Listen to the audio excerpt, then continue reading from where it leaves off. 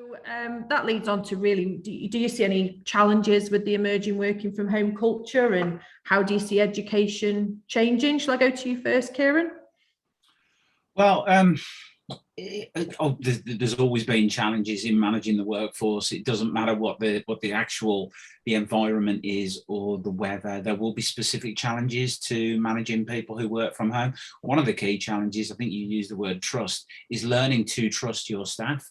And to understand that people's daily schedules will be different, and they'll do things like they'll work at night or they'll work on weekends and they'll take a bit of time back in the week and stuff like that.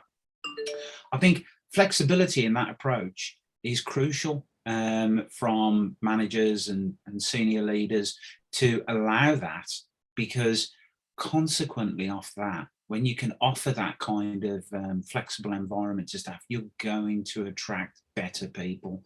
We've recently picked up a really excellent functional skills manager who left her previous employer simply because they made all kinds of promises during lockdown about working from home. I mean, the office was miles away from where she is, so a commute was just a non-starter for her. So as we came out of lockdown, they suddenly said to her, they looked at the contract terms and conditions and said, okay, we now want you to come into the office every day, Monday to Friday, 9 to 5:30. And she said, that's not possible. That's just ridiculous. And they were unmoving. Now we have a completely different approach, and so we were able to pick her up, and she loves working here. She loves working for us, and she's having a massive impact. Now, that is just good news for us, and I think that companies that I think it's crucial to understand that companies are now going to become staff centric, if that makes sense. It is going to be about the well-being and the flexibility that we can offer staff whilst maintaining and improving performance.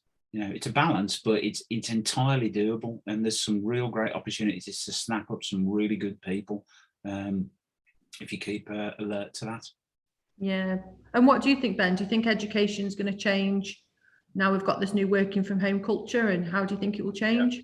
Yeah, it's definitely going to change. The change is already in mostly, but it's just going to get developed more and more. I think the tutors in our industry, digital skills for them now is massive. So a lot of them have been used to a classroom for so long, and now they're delivering on Zoom. So it's not chalk and talk anymore, is it? It's setting up your laptop. And so I'm finding that in our industry, that's definitely been a change. We're really conscientious of training the staff to make sure they can do the Zooms and do the digital stuff alongside the classroom-based delivery. So yeah, it's changing for both the learner and the staff force, really.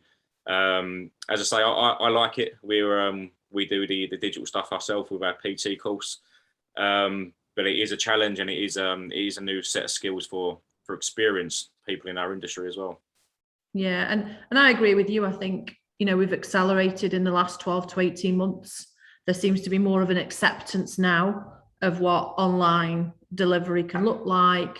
New tools are coming out on the market, which is helping all of that. And I think a blended approach is probably the path education will go down in many circumstances. Some may stay, solely online, but I don't think we'll go solely face to face now in our space. I think there'll be this kind of blended approach, and some of that's to do with wider things like safeguarding of students and young people, and having that face-to-face time does allow for those kind of things to happen. So I think we're for a really interesting time, but I think good for the industry, good for the sector, and good for fundamentally learners, because I just think the accessibility, flexibility is so much better. Yeah, definitely.